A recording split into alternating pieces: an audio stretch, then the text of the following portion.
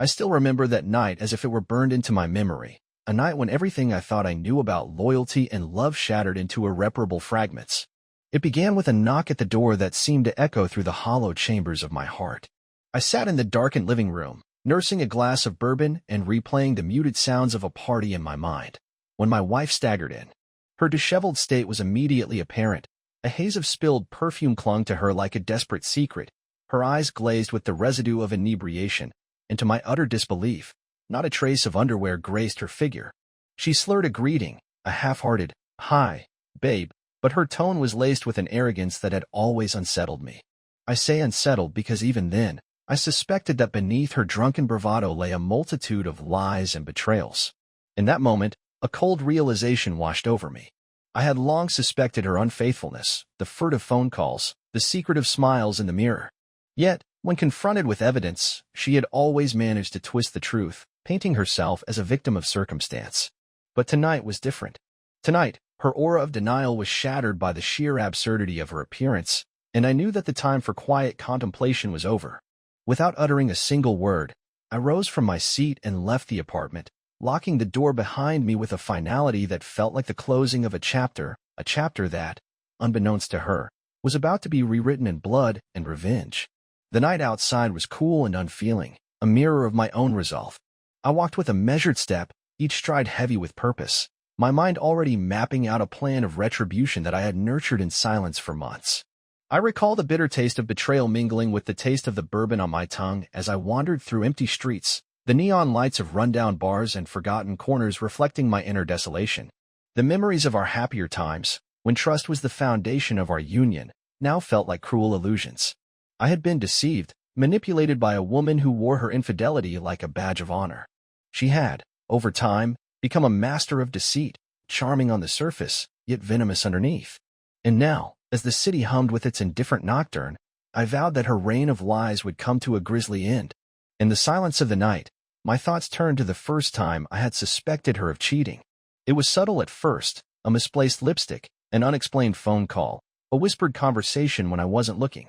At that time, I had chosen to ignore the red flags, trusting in the facade she so carefully maintained. But tonight, the evidence was as glaring as her unkempt appearance. And as I walked away from that scene of disarray, a plan began to take shape in my mind, a plan that would not only expose her treachery but also serve as a cathartic release for all the months of pin-up fury. I admit, in the depths of my despair, I felt a perverse satisfaction. The silence I maintained at home that evening was not weakness. It was the calm before a storm of retribution, a storm that I would unleash with precision and cold blood. The idea of revenge, so carefully cultivated in the darkness of my thoughts, had become an irresistible compulsion. I had watched her betray me, lie with a venomous tongue, and laugh in the face of our vows, and now I would be the one to erase her from my life in the most definitive way possible. My footsteps quickened as I made my way towards an abandoned warehouse on the edge of town, a place where shadows merged with secrets, and where I could think without interruption. Each step felt like a descent deeper into a labyrinth of moral ambiguity, but I welcomed it. In that moment, I was no longer the betrayed husband, but a man reborn in the art of calculated vengeance. The world around me blurred into insignificance as my focus narrowed to one unyielding thought: justice, or rather, retribution, would be mine. And as I crossed the threshold into that forsaken building, I knew that my journey had just begun. I spent the next several days submerged in a haze of meticulous planning and cold determination. Every detail had to be perfect. I couldn't allow her treachery to go unpunished, nor could I risk any chance of her slipping away from the consequences of her lies.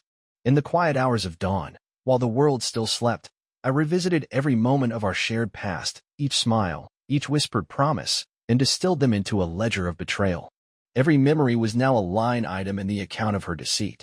I began by retracing her steps over the past several months. Every late night, every unexplained absence, every suspicious phone call was examined with the precision of a detective.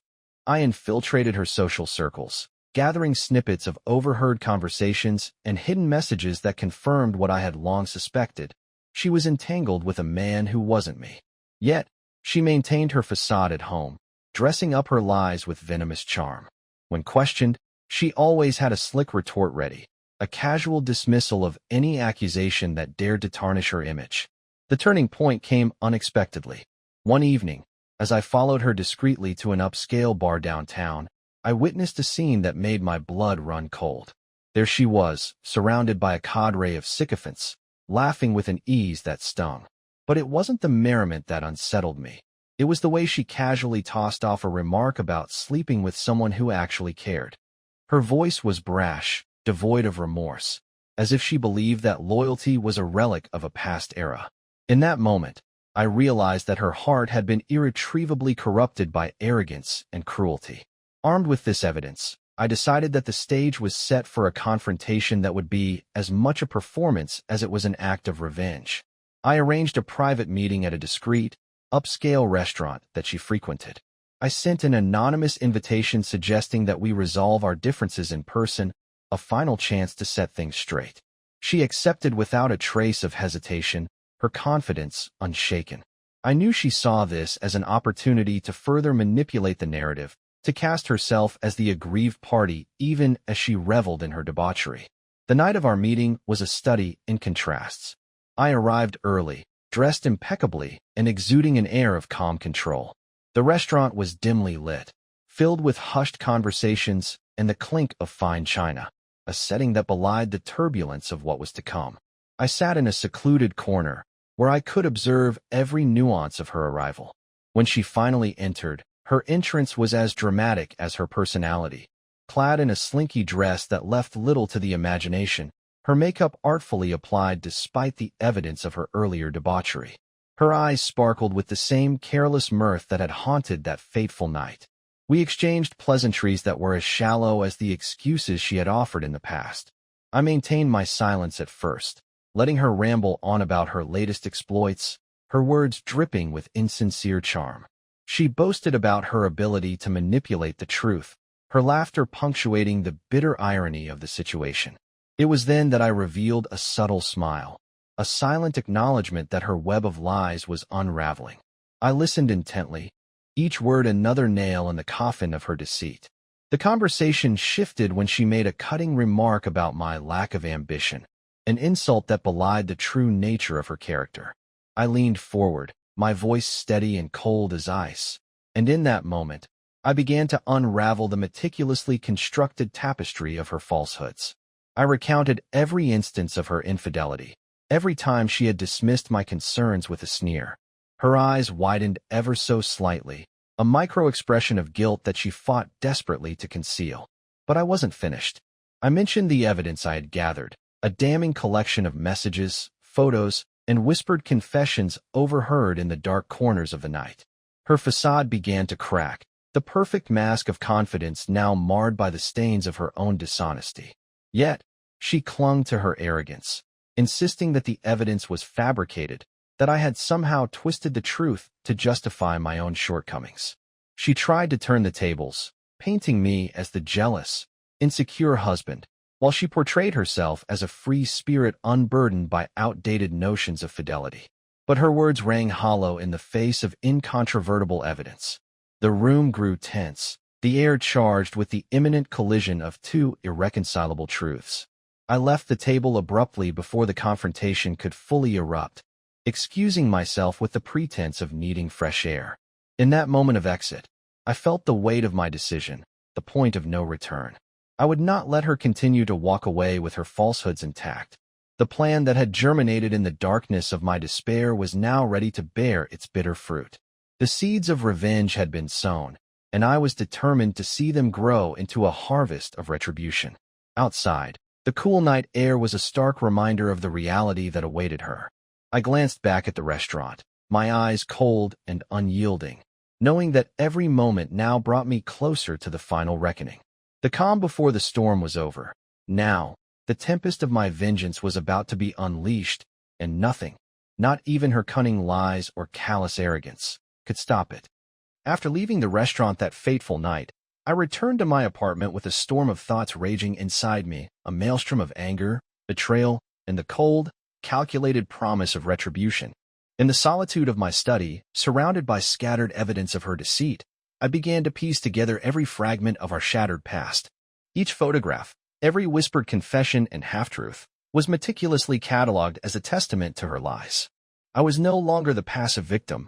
I had become the architect of my own justice. For days, I retraced her steps, mapping out every social event and clandestine rendezvous. I discovered more than I had ever anticipated. Her circle was a web of connivance, acquaintances who willingly turned a blind eye to her manipulations, and even a few who had quietly profited from her deceit. One particular encounter, however, revealed an unexpected twist, a secondary lover whose presence had been carefully hidden in the shadows of her life. This man, a suave and arrogant opportunist, had become a willing accomplice in her betrayal, his loyalty as shallow as the promises they exchanged. This revelation stoked my desire for vengeance further. If she was going to be ruined, every conspirator in her elaborate deception would taste the bitterness of retribution. I began to orchestrate a series of calculated moves. The first step was to secure incontrovertible evidence that would publicly expose the extent of her infidelity and the rot that lay beneath her charming exterior. I covertly accessed digital records, piecing together conversations and transactional data that painted a damning picture. I hired a discreet investigator to shadow her every move. In the dark corners of the city, I followed her, watched her slip into upscale clubs and exclusive parties. Each clandestine meeting, every furtive glance shared with her lover, was captured as undeniable proof of her betrayal. I saved every text, every whispered phone call, knowing that these records were the ammunition I needed for the final blow.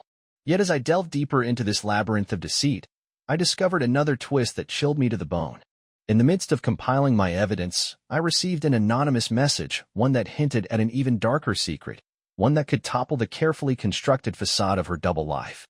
The message claimed that she had been involved in a far more sinister scheme than mere infidelity, implicating her in a network of manipulations that extended beyond our marriage. The idea that she was orchestrating something far larger than personal betrayal made my resolve even fiercer. I realized that her fall would not be a mere personal vendetta, it would be a public reckoning for all the lies she had fed the world. I arranged a meeting with one of her closest confidants, a woman who had once admired her but had grown disillusioned by her constant arrogance and manipulative behavior. Over coffee in a dimly lit cafe, I coaxed out details of her secret dealings. The confidant revealed how my wife had been spinning a tangled web of deceit, ensnaring not only lovers but also business partners with promises that were never meant to be kept. Each revelation was a dagger to the heart of her carefully constructed image. The more I learned, the clearer it became. She was not merely cheating on me. She was undermining every trust that had ever been placed in her. Armed with these explosive revelations, I knew that the time for stealth was over. The next phase of my plan was to expose her to the world, publicly and irrevocably. I contacted a well-respected local journalist known for exposing corruption and infidelity among the elite. I provided him with all the evidence I had gathered, the photos, the messages, the records, and even the testimonies of those who had suffered at her hands. I made it abundantly clear that this story was not just about a cheating wife. It was about a network of lies that had infiltrated every facet of her life. The journalist was skeptical at first, but the mountain of irrefutable evidence I presented silenced any doubts. He agreed to publish the exposé, and I could feel the first tremors of her downfall beginning. Meanwhile, I continued my personal journey of cold, calculated preparation. I revisited every location that had been significant in our relationship, each memory now tainted by her betrayal, and planned the final confrontation. I envisioned a moment when she would be forced to face the full extent of her treachery, a moment when her lies would be stripped away in front of everyone. I began to prepare a private, final meeting where I would confront her directly, armed not only with the evidence but with the assurance that I had manipulated every piece of the narrative. The plan was simple: lure her into a trap where the truth would be laid bare, and then deliver a final, irreversible blow to her pride and deceit. As I left my study one late evening, the weight of my purpose was almost tangible, a cold, unyielding determination that burned in my veins. I knew that each step I took brought me closer to the moment when justice would be served in its most ruthless form. My mind was a fortress of resolve, each thought sharpened by the betrayal I had suffered. I was prepared to execute my plan with the precision of a seasoned tactician, leaving no room for mercy or second chances. In that quiet, resolute moment, I promised myself that I would not rest until every lie, every betrayal, and every moment of her treachery was laid bare for all to see. And with the gears of my meticulously engineered revenge grinding into motion, I knew that the final act of our tragic drama was just around the corner, a finale that would see her come face to face with the consequences of her own making, and would seal her fate in cold, unyielding blood. The night I decided to set my plan into irreversible motion arrived with the hush of impending doom, a silence that swallowed even the city's usual nocturnal clamor. I spent the entire day ensuring every detail was perfectly aligned, like the pieces of a deadly puzzle that, when assembled, would expose her treachery to the world and leave her utterly broken. I arranged a meeting at an abandoned estate on the outskirts, a place steeped in decay and secrets, its long-forgotten corridors now poised to witness the reckoning of a lifetime. I arrived well before her, my pulse steady, my mind meticulously rehearsing each step. The estate, once a grand mansion, now lay in ruins, a haunting testament to lost splendor. The atmosphere was charged with the gravity of what was to come. I took my position in the grand foyer, hidden in the shadows, waiting. Every creak of the wood, every whisper of wind through broken windows, seemed to echo the final toll of a death knell. And then, like an actress on the stage of her own undoing, she appeared. She entered with her characteristic swagger, oblivious to the transformation that had taken over her domain. Her eyes, still glittering with misplaced arrogance, scanned the dim interior as if she were expecting an audience to applaud her every move.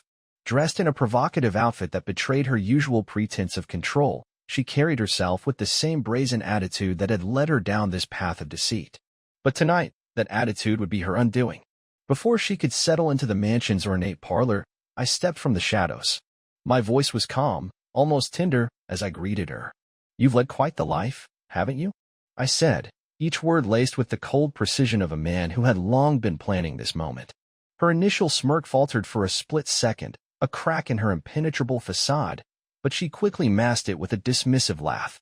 "Oh, darling, always so melodramatic," she replied, her tone dismissive, as if addressing a trivial inconvenience.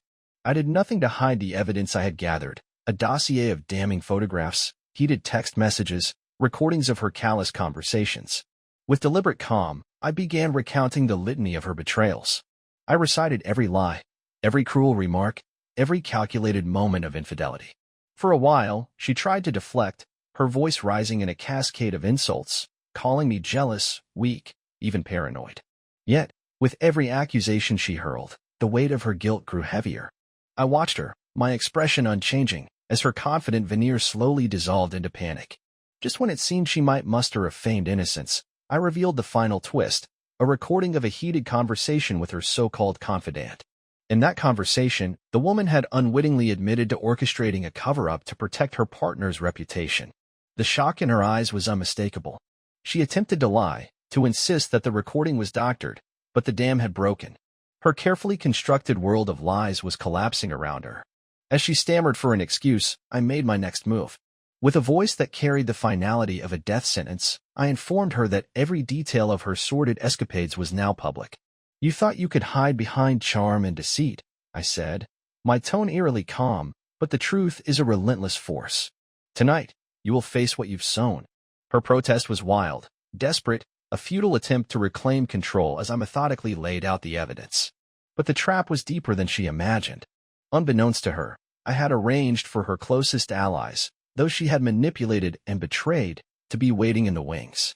At that precise moment, the mansion's heavy oak doors swung open, revealing a small group of familiar faces, colleagues, ex-friends, even former lovers, all bearing witness to her unmasking. Their eyes, once clouded by her lies, now burned with a mixture of righteous anger and betrayal. In that charged moment, her mask of arrogance shattered completely. With a venomous cry, she tried to deflect blame onto me, calling me a hypocrite, a jealous fool, but her words fell flat amid the overwhelming evidence. The crowd's murmurs of indignation grew louder. I watched with a steely calm as she sank into despair, her once defiant posture crumbling into a state of utter humiliation. But the climax of my revenge was yet to come. I had one final act, one final, irreversible blow. I retrieved a sealed envelope from my coat pocket. Inside lay a document that not only detailed her betrayals but also implicated her in a financial scandal that would ruin her career and reputation. As I read the contents aloud, every word was like a gavel pounding down on her future. In the flickering candlelight, the color drained from her face.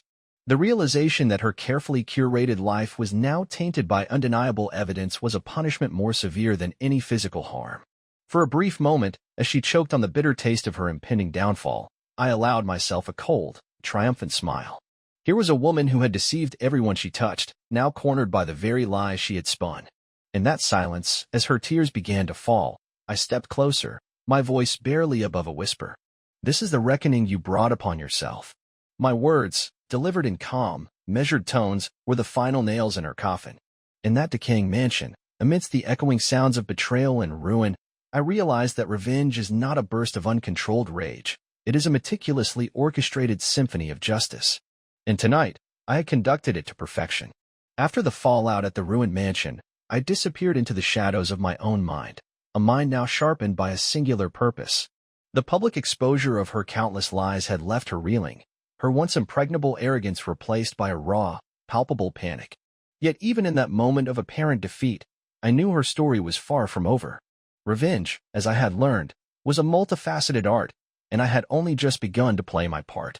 In the days that followed, the media frenzy I had engineered spiraled beyond my calculated expectations. Headlines blared of a scandal that implicated not only my wife's debauched affairs but also a labyrinth of financial misdeeds and manipulations involving some of the city's most influential figures. Every news report, every whispered conversation in smoky backrooms, added another layer to the destruction of her carefully cultivated persona. And while the public reveled in her downfall, I moved silently, gathering the final pieces of a puzzle that would ensure her humiliation was not just fleeting, it would be everlasting. I had anticipated her desperate attempts to salvage what remained of her dignity. I learned that she had retreated to a safe house provided by one of her secretive allies, a man whose loyalty was as dubious as his charm. Yet, in a twist of fate, this man turned out to be nothing more than a pawn in her own treacherous game.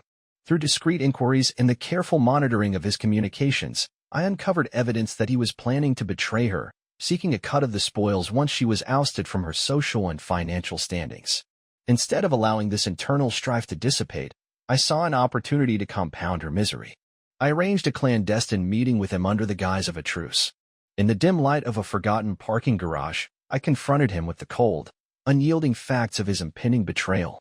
His eyes widened in fear as I laid out every piece of evidence I had meticulously compiled, not only proving his duplicity but also connecting him directly to a larger conspiracy that implicated my wife.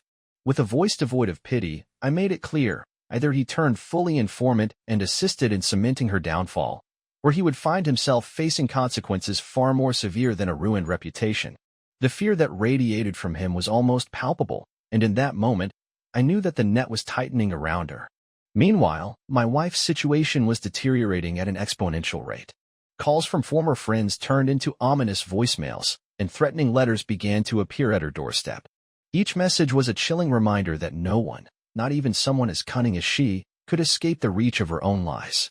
I had orchestrated a series of strategic leaks, anonymous tips to her business partners, carefully worded emails to her investors, each one designed to strip away another layer of her credibility. I reveled in the knowledge that every maneuver further isolated her from the world she once ruled with such arrogant assurance. But the most devastating twist was yet to come. One crisp autumn evening, as she attempted to flee her collapsing empire, she received an unexpected visitor. I had arranged for one of her most trusted lieutenants, a woman who had shared in her schemes and secrets, to meet her under the pretense of reconciliation. In a secluded, upscale hotel suite, the lieutenant confronted her with undeniable proof of her betrayals. Documents, recordings, and photos were presented like damning verdicts, each one a testament to her unfaithfulness and corrupt dealings. The shock in her eyes was more profound than any public humiliation I had orchestrated. For a moment, she looked almost human, vulnerable, stripped of the venomous veneer that had once defined her. That night, I watched from afar, hidden behind layers of digital anonymity as the lieutenant's revelation spread like wildfire through the corridors of power and gossip. I had manipulated every actor on her stage, turning her allies into adversaries and her secrets into weapons against her. I knew that by morning, her world would be in ruins, her name irreparably tarnished, and her future a dark void of uncertainty. In the silent aftermath of these events, as I retreated to a safe haven of my own making, I felt neither remorse nor triumph, only a cold, calculated satisfaction.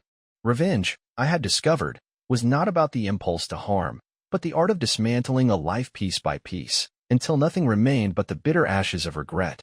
I understood that her downfall was not merely an act of retribution, it was a lesson in the perils of betrayal, a warning to those who dare to manipulate and deceive.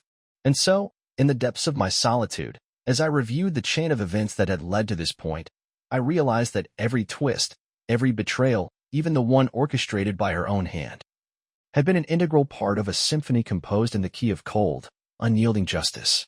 I had become the conductor of her undoing, and as the final notes of her downfall resonated through the corridors of her shattered life, I prepared myself for the next act in a drama that was far from over.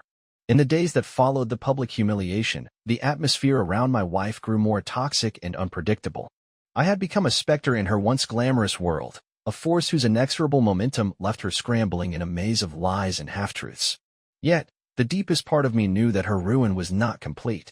I sensed that beneath her veneer of defiant arrogance lay a simmering desperation, a final spark that might yet ignite a confession. And so, I prepared for the next phase, a confrontation that would unearth secrets she had fought so long to bury. One chilly evening, as a persistent drizzle blurred the city lights into a watery haze, I received a cryptic message on an encrypted line I had long abandoned.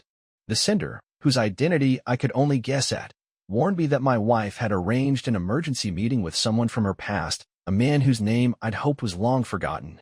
According to the message, this mysterious figure was not only privy to her darkest indiscretions but also held evidence that could topple even the carefully constructed narrative of her lies. The tip-off was as unexpected as it was dangerous. I recognized that this meeting could either be the final nail in her coffin or a potential counterstrike aimed at discrediting me. I had to be sure. I decided to intercept the rendezvous. Under the cloak of a stormy night, I positioned myself near a desolate cafe where the meeting was to take place, a place I had chosen because its obscurity allowed for whispered confessions and hushed transactions. I waited, my senses honed to the slightest hint of movement. When the door creaked open, she appeared again, her posture defiant even as her eyes betrayed a trace of unease. Clad in a tailored trench coat that masked the remnants of her earlier debauchery, she scanned the room, as if expecting an ambush. Moments later, a lean, shadowy figure joined her, a man whose face was partly obscured by the dim streetlight and the brim of his hat. Their conversation was hushed, punctuated by nervous glances and half-smiles that did nothing to hide mutual apprehension.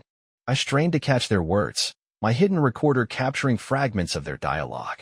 I heard her refer to keeping things under control, and the man insists that the truth, once spoken, cannot be taken back. The tension in their voices was palpable, a dangerous cocktail of desperation and coercion. Before I could glean more, the meeting was abruptly disrupted by the arrival of an unknown party, a sharp, authoritative voice demanding that they halt their discussion immediately.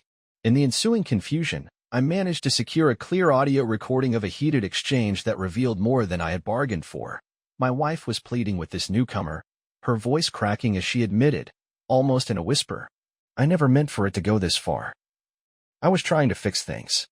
The admission was fleeting, buried under layers of hasty rebuttals and frantic excuses, but it was enough to confirm that she was entangled in something far darker than mere infidelity. Her words, raw, desperate, and uncharacteristically vulnerable, hinted at a network of betrayals and compromised alliances that extended well beyond our marriage. Back in the solitude of my own sanctuary, I replayed the recording, the evidence casting a long shadow over everything I thought I knew about her duplicity. It wasn't just that she had cheated.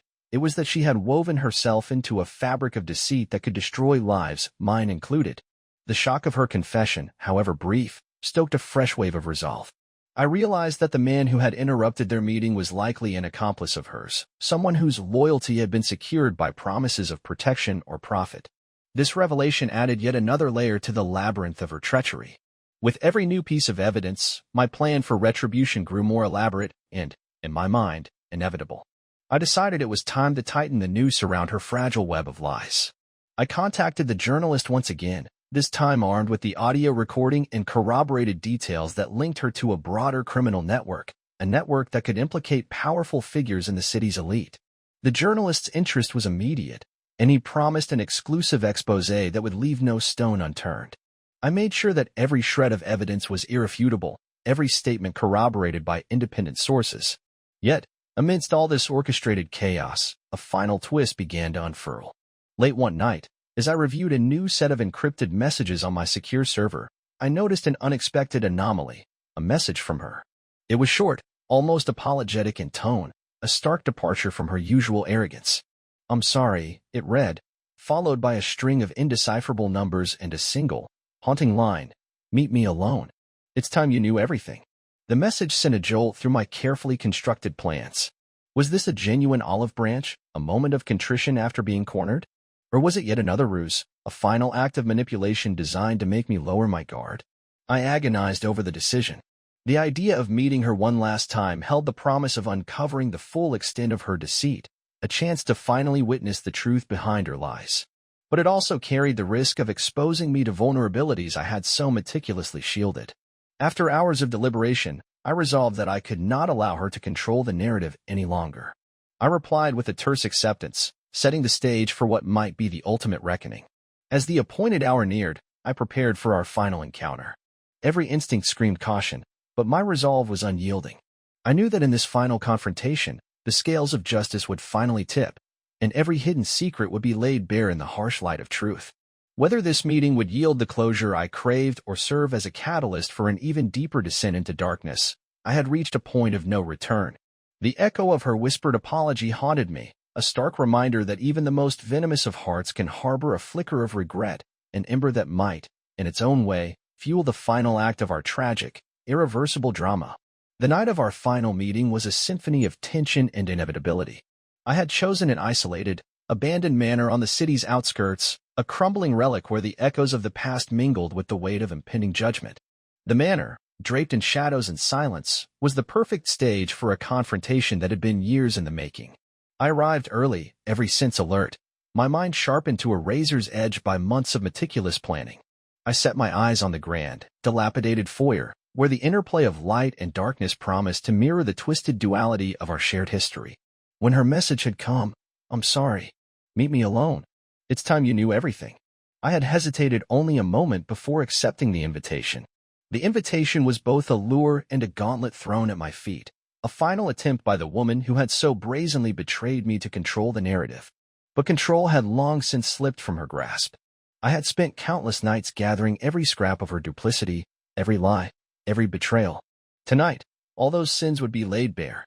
A chill wind rustled through the dead trees as I waited in the foyer, my eyes fixed on the heavy, splintered front door. Minutes later, the door creaked open. She emerged, a vision of defiant beauty and calculated nonchalance. Her dress, still clinging to remnants of last night's reckless indulgence, and her eyes, glittering with the same arrogant mischief that had once drawn me in, betrayed nothing of the storm that awaited her. With an effortless toss of her head and a smirk that reeked of contempt, she walked toward me as if she were returning to a familiar stage. "Finally decided to show up, huh?" she purred, her voice dripping with condescension as she regarded me with an audacity that bordered on insolence. "I was beginning to think you'd chicken out." I said nothing at first. My silence was a weapon honed over months of suppression and retribution. Instead, I let the silence press down on us like a verdict. Slowly, deliberately, I produced a leather folder from my coat pocket. Its contents were the culmination of every sleepless night, every moment of bitter introspection, photographs, messages, recordings, and financial documents that traced her web of deceit in stark, undeniable detail. "Look at all you've built on lies," I said, my tone as cold and impassive as steel. "Every betrayal, every whispered secret behind my back. It's all here." Her smirk faltered for just a heartbeat, replaced by a flash of panic that she quickly tried to mask. "You're lying," she snapped, her tone defensive yet desperate. "You have no idea what you're talking about." I leaned forward, my eyes locked onto hers, unblinking and unyielding. "Then explain this," I said, sliding a printout across the worn oak table that dominated the center of the parlor. It was a series of damning messages exchanged between her and a mysterious conspirator, a series of conversations that revealed her entanglements far beyond a simple affair. "And these transactions that implicate you in a fraud scheme that has ruined countless lives." Her eyes flickered between the evidence and mine, and for a long, charged moment, she was silent. Finally, with a voice that wavered on the brink of a confession, she muttered, "I never meant for it to get this far." I felt the chill of her admission deep in my bones. "Is that supposed to excuse your behavior?" I asked, each word deliberate and cutting. "You lied, you cheated, and you manipulated everyone around you, all to feed your own ego. And you dare to stand here and pretend remorse when it's clear you've always been in control?" Her defiance faltered as guilt and fear warred behind her eyes. In a final act of desperate bravado, she raised her chin and spat, "You're nothing but a coward hiding behind your so-called evidence." "I'm not the one who's lost everything." The words were empty, brittle. They carried no truth, only the crumbling veneer of a life built on lies. I took a slow step forward. "No, you're the architect of your own ruin," I said. Every manipulation, every betrayal, tonight, you pay the ultimate price. In that moment, a twist neither of us had predicted shattered the stillness. Hidden behind a shattered doorway, I had arranged for her final reckoning not only to be witnessed by her own disillusioned allies but also to be etched in a manner she could neither escape nor deny. As if summoned by the gravity of my words, two shadowed figures emerged from the gloom, men who had once been her trusted enforcers, now stripped of their loyalty by the evidence of her treachery. Their presence was silent confirmation that her double life was over. She tried to back away, her eyes wide and wild, but the room closed in around her like the walls of a tomb. "Please," she began, but the plea died in her throat as I produced the final tool of my cold, calculated revenge, a single silenced pistol, its metal gleaming ominously in the low light. My hand, steady and resolute, rested on its grip as I stepped even closer. "This is not about passion," I whispered, my voice devoid of emotion. "This is about justice. Cold, unyielding justice for every lie you spun." Her eyes darted between the evidence, the men, and me, and in that instant, she seemed to recognize the true extent of her downfall. I never wanted this," she stammered, the last vestiges of her arrogance dissolving into fear. But it was too late. With deliberate calm, I drew the pistol. "You always played a dangerous game, and now the final round has begun," I said. In a heartbeat that stretched into eternity, I pulled the trigger. The sound was muffled, a final, silent punctuation to a life lived in deceit. As she crumpled to the cold, hard floor, the silence that followed was absolute. There was no anguished scream, no desperate plea, only the quiet, relentless cadence of retribution. I stood over her, my expression unreadable, as the finality of my actions sank in. Every moment of betrayal, every whispered lie, had led to this one irreversible act of cold-blooded justice. I left the manor that night not with triumph, but with a heavy, unyielding resolve. In the darkness, the truth had been set free, and the woman who had once ruled with venomous arrogance was now nothing more than a cautionary tale, one of lies, betrayal, and a price paid in full. As I vanished into the night, I carried with me the unshakable certainty that justice, though delivered in the most merciless of ways, had finally been served.